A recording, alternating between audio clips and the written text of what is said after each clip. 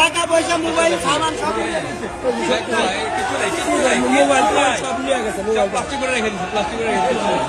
প্রবাসীদের এই কান্না যে কারোরই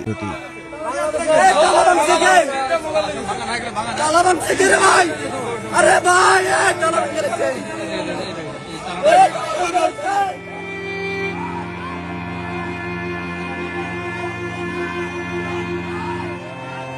এই কান্না প্রবাস থেকে শরীরের রক্ত পানি করে সেই উপার্জনের টাকায় পরিবার ও স্বজনদের জন্য আনা শখের পণ্যটি চুরি হওয়ায় সৌদি প্রবাসীর ব্যাগের তালা ভেঙে শাহজালাল আন্তর্জাতিক বিমানবন্দর থেকে কে বা কারা নিয়ে গেছে তার বিভিন্ন মালামাল।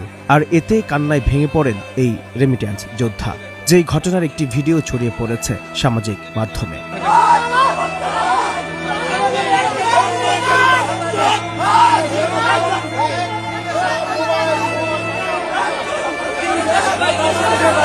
ভিডিওতে দেখা যাচ্ছে তার হাতে কয়েকটি ভাঙা তালা, আর তিনি সেগুলো দেখিয়ে চিৎকার করে বলছেন, আমার রিয়াল নাই, আমার মোবাইল নাই।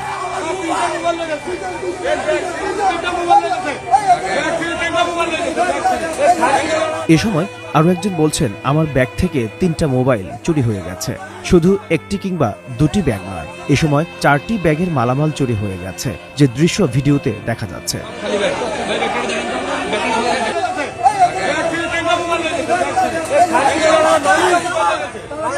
আমাদের টাকা পয়সা মোবাইল সামান সব